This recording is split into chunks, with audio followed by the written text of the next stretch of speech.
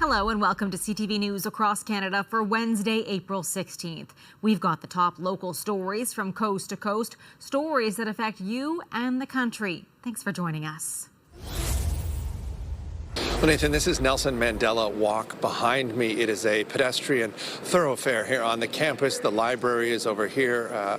It's a popular area for students. Now, this happened just before 2 o'clock today. A vehicle entered on the north end of this, which is the Gerrard Street entrance. It exited on the Gould side. This is not a place meant for vehicles.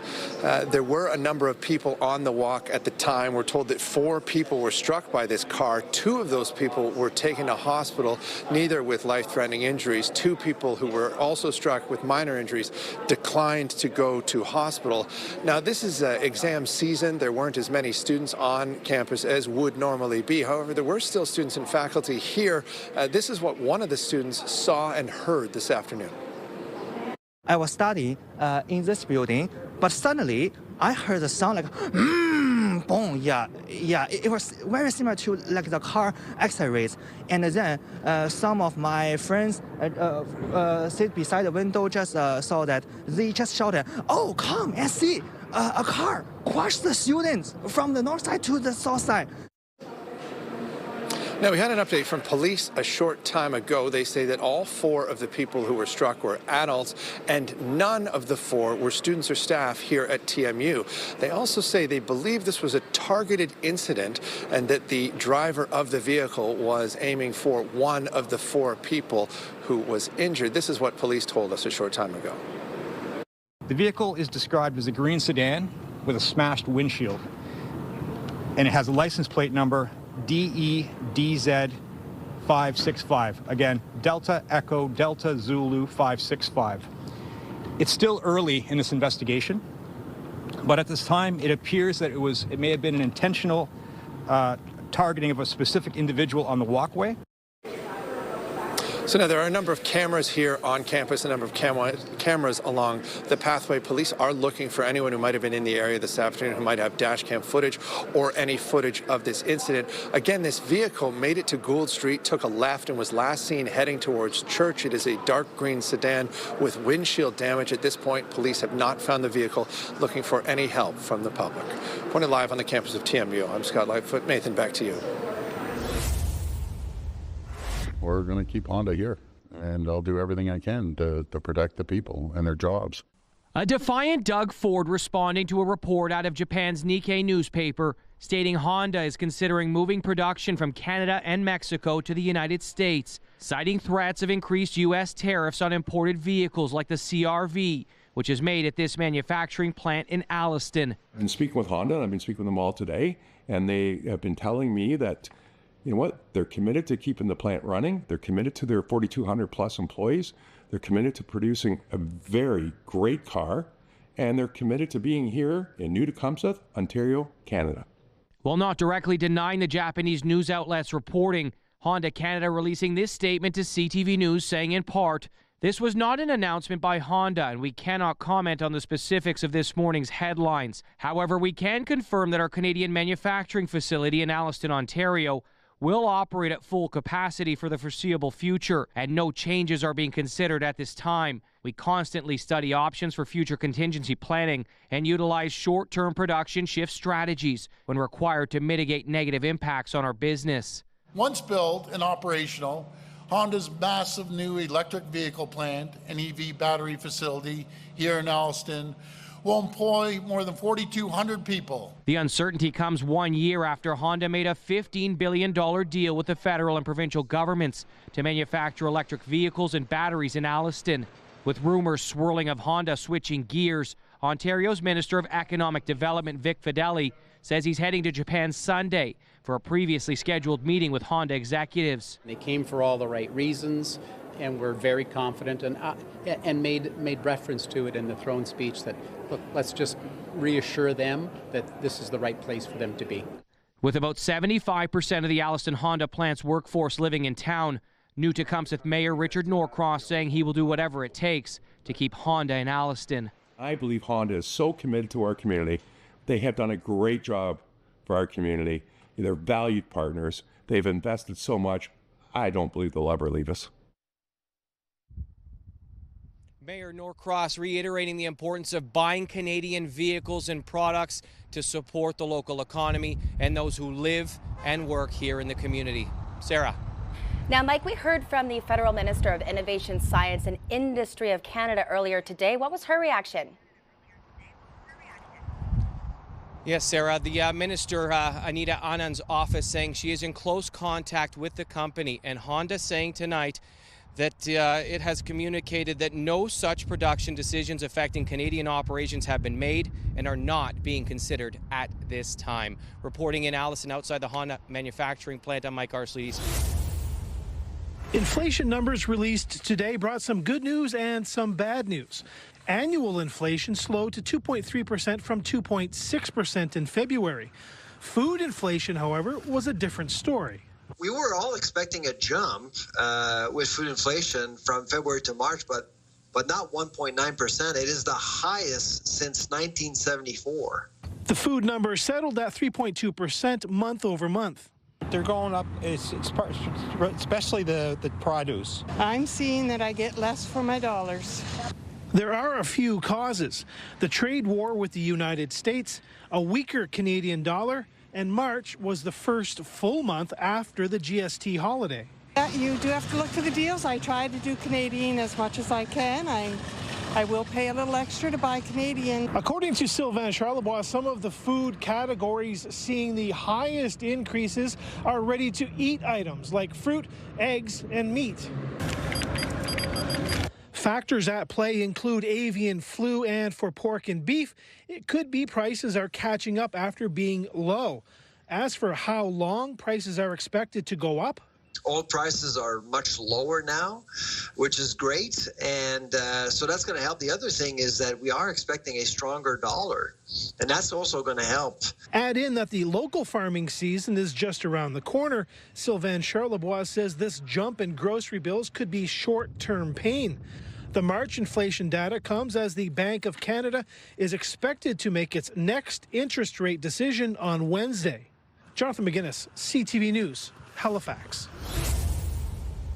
Dr. Mark Joffe was appointed as Dr. Dina Hinshaw's successor in 2022, and when he became Chief Medical Officer of Health, his contract was meant to last until the health minister rescinded his appointment or until he quit. One of those things played out Monday, but it's unclear which. This government's consistent interference and gag orders have been restricting the CMOH office from doing their important work. Joffe's time spent in the job, at least publicly, was under the radar. He had limited media appearances and wasn't as outwardly vocal as previous top doctors. Now, as a measles outbreak hits our province, Alberta doesn't have a key voice on public health, and there isn't even someone taking over in the interim. The local medical officer of health is the one who is taking the lead on making sure that there is information available. The government and AHS won't say what happened or if the measles issue and messaging has anything to do with it. We have made sure that everyone knows how they can get their measles vaccine. You can call 811. There's lots of opportunity. Alberta has reported 77 measles cases total, behind only Ontario.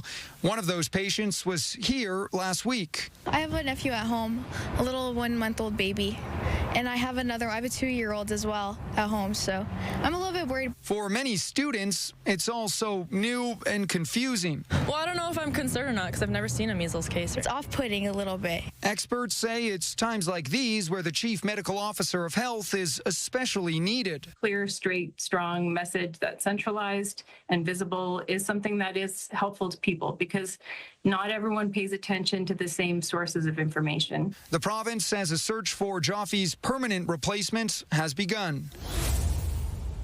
3.5-year-old Brody is lucky to be alive after he and his owner, Maurice Berard, were attacked while out for a walk in St. Adolphe back in 2023. 3 German Shepherds attacked me from behind and 2 knocked me down. And then I was holding onto the leash, and the other one was chomping on Brody. Ever since, Berard says he's been calling for more action in the municipality to crack down on irresponsible pet owners. There's a lot of big dogs in the RM.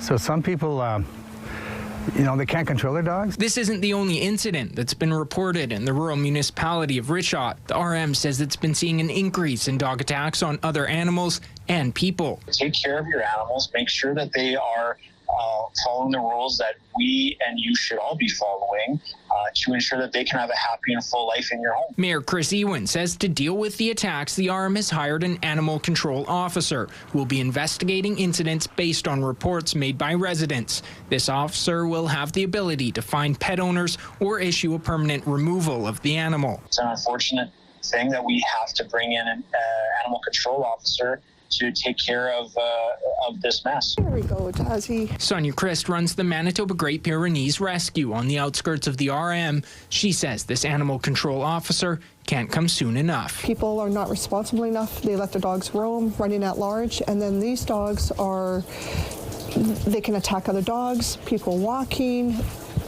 It needs to be done. Let's go. For Berard, he's hopeful this new officer will be able to make a difference and make his community safer for Brody. I'm always alert. My wife won't walk him alone because she's afraid she won't be able to defend him, but yeah, you almost need to walk around with a bat, Danton Unger, CTV News, Ritchot. Lynette Boris has lived at King Edward Place for about 15 years. Recently, she's been concerned for her safety. It isn't safe. Boris, backed by the NDP, shared these images of an exit door held shut with a bungee cord and a washing machine that reportedly had feces inside. NDP MLA Keith Jorgensen says the building has accepted tenants that should be in a separate facility designed for mental health and addictions. But the Ministry of Social Services says all tenants at King Edward Place meet the requirements to live in senior social housing. We have security on site 4 nights a week. We also have the video cameras in the common areas as well. And so we take that building's security, pretty seriously. The ministry says video surveillance footage and discussions with the on-site security company does not support claims that guests are sleeping in stairwells, wandering the building, or engaging in illegal activities such as drug dealing. We were aware of some tenant concerns from one tenant in particular, and the Housing Authority did look into that, and they reviewed security footage connected with the security company, and they weren't aware of any lease violations that occurred to support that. We want to make sure that we're doing our utmost to keep this building as safe and secure as possible. Laurel Woodward, CTV News, Saskatoon. This totally contradicts the direction that council was taking. Caught off guard and left questioning. What types of powers the mayor will have, and how do we, as the council, make sure we stand up for our residents. Orillia city councillors are seeking clarity on new mayoral powers put to use by Mayor Don McIsaac. Originally granted to help with extreme weather, they were also used to reverse a hiring decision. He changed course, and it not relevant at all to the emergency that we were dealing with in the city with the ice storm. It's left a Guelph man in limbo. Trevor Lee was hired as Orillia's CAO in March. At the time, McIsaac saying he was looking forward to working with Lee to build on Orillia's success and plan for the future. But days before Lee was expected to start, McIsaac changed his mind.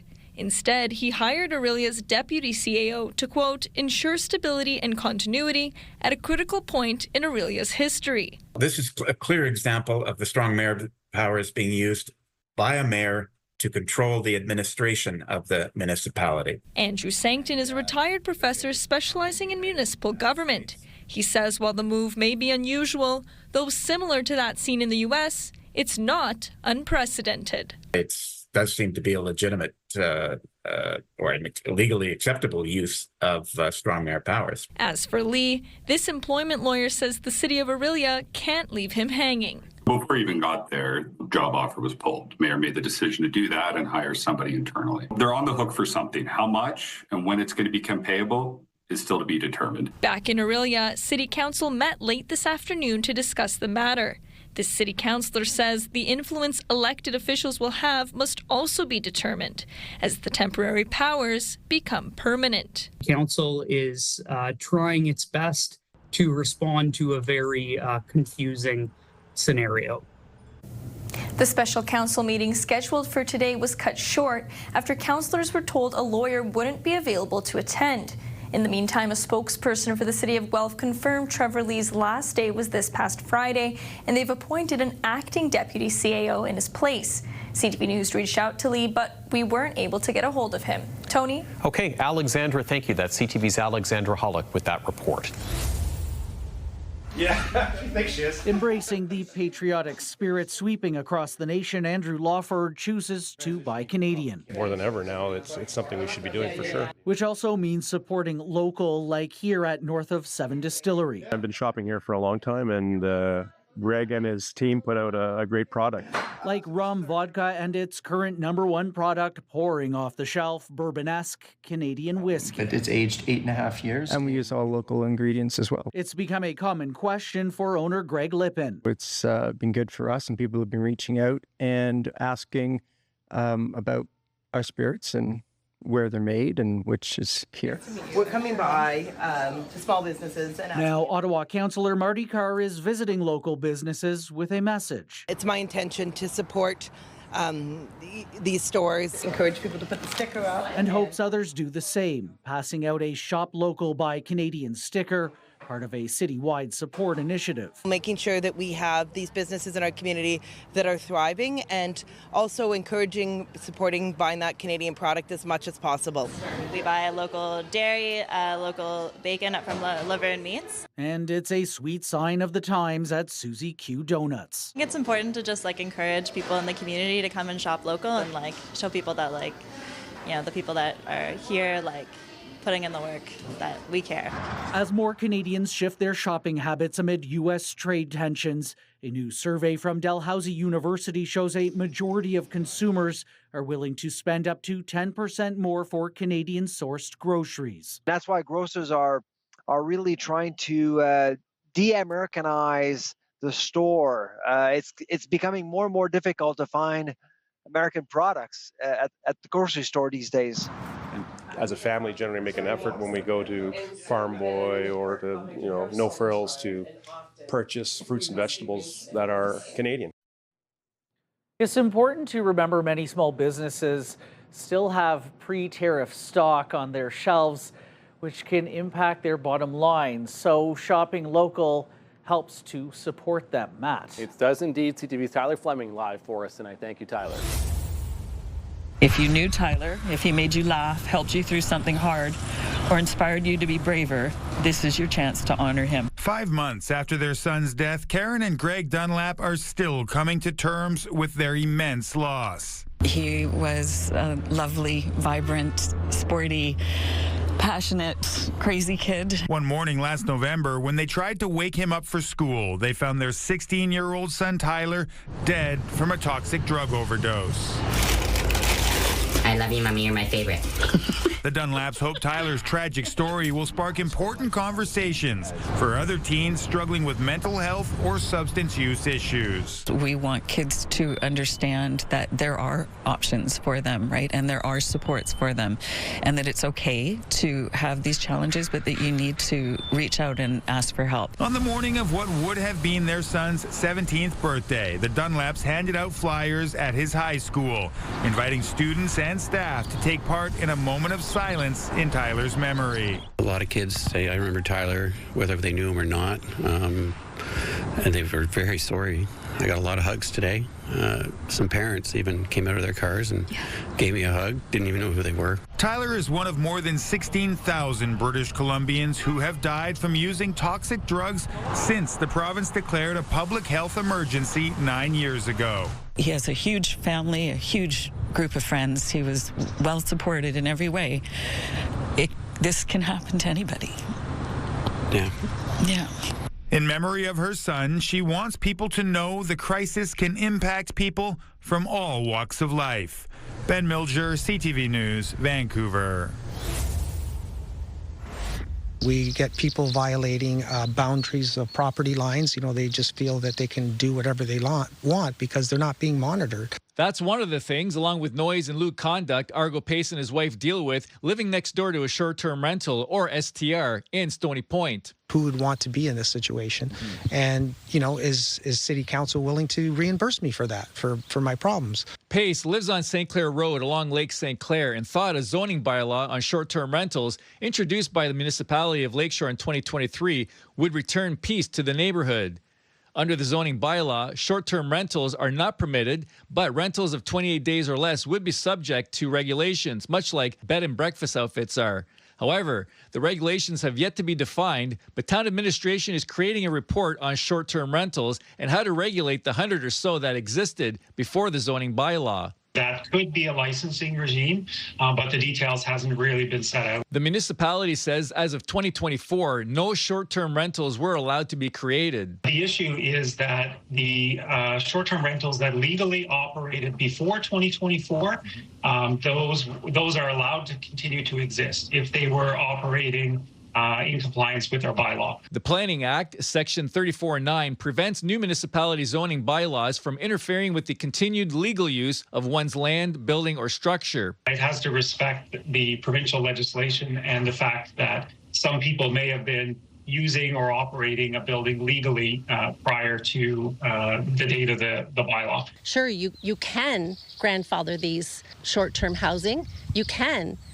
But why? Why wouldn't you support your constituents that you've already gone through the process with and make things whole again for the residents? What happens when they sell the house? Does that mean that it gets grandfathered in to be another Airbnb? So what happens to the value of my property? Residents will have an opportunity to be part of the discussion at a future council meeting. Administration is hoping to present this report to council in the upcoming months. In the meantime, residents in Stony Point are encouraging others to call their councillor and let them know how they feel about STRs. Stephanie? Okay, Bob Belichico, thank you for this.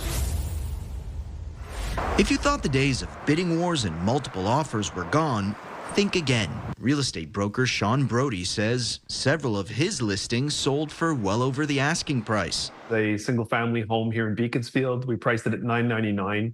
We had 7 offers and sold it for $60,000 over the asking price. So that was a surprise to us, to the sellers. Despite economic uncertainty, Quebec's real estate market is off to a strong start in 2025, according to Royal LePage. The median price for a home rose 7.6% compared to the same period in 2024. Across Canada, the average increase was just 2.1%, and Toronto and Vancouver saw decreases in home prices. Montreal, we're still in an undersupply situation, really. So that's kind of driving the price dynamic here in Montreal. It's a supply and demand issue. And it appears Quebecers are a lot more confident than others when it comes to the economy. 65% of Quebecers say they are somewhat or very confident in the Canadian economy, compared to just 44% in Ontario and 42% in Alberta. Moshe Lander from Concordia's economics department says optimism can go a long way in the economy. When everything that's going crazy around us,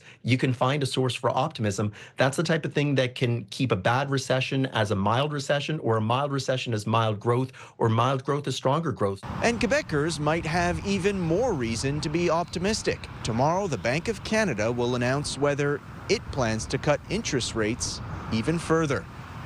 Matt Grillo, CTV News.